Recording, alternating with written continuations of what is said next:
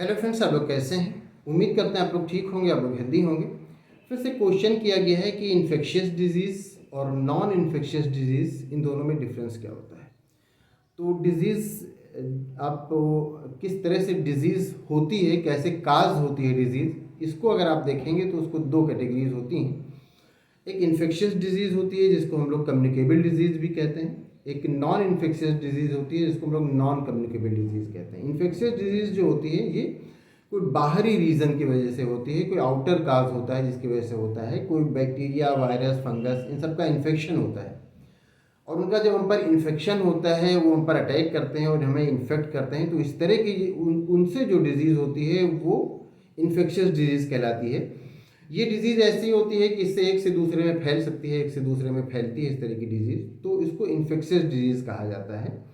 इसमें सारे जिस तरह से बहुत सारी स्किन डिजीज़ ऐसी होती है जो रिंगवॉर्म वगैरह है, तो इस तरह इसमें क्या होता है कि वो एक से दूसरे में फैल सकती है, या ट्यूबरकुलोसिस वगैरह है।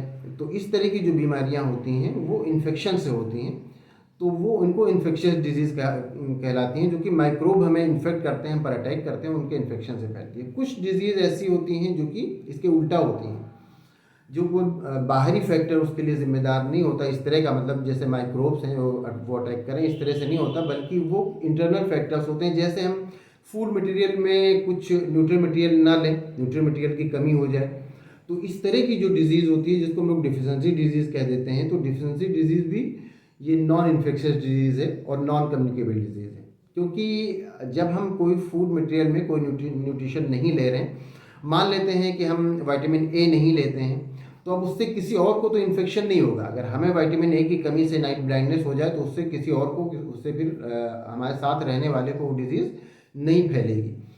तो इस तरह की जो डिजीज़ होती है, जैसे विटामिन ए की कमी हो तो नाइट ब्लाइंडनेस हो जाएगा, विटामिन सी की कमी से स्कर्वी हो जाएगा, या आयोडीन की कमी से ग्वाइटर हो जाता है, तो ये सब नॉन इन्फेक्शियस डिजीज़ है। तो नॉन इन्फेक्शियस डिजीज़ वो होती हैं जो कि इन्फेक्शन से नहीं फैलती हैं, बल्कि वो हमारी बॉडी में कुछ ऐसी कमी होती है कि जिससे वो हम बीमार हो जाते हैं, और जब उस कमी को हमारी बॉडी पूरा कर लेती है, हम उसको ले लेते हैं, तो फिर वो हमारी बीमारी दूर हो जाती है। और इन्फेक्शियस डिजीज़ वो होती है कि बाहर से कुछ माइक्रोब होते हैं जो हम पर अटैक करते हैं और हमको बीमार करते हैं, तो उनको इन्फेक्शियस डिजीज़ कहा जाता है, ऐसी बीमारियों को। तो उम्मीद करते हैं दोनों का डिफरेंस आप अच्छी तरह समझ गए होंगे। अगर इसमें किसी तरह का कोई कन्फ्यूज़न है, कोई क्वेश्चन है, तो आप पूछ सकते हैं। Thank you.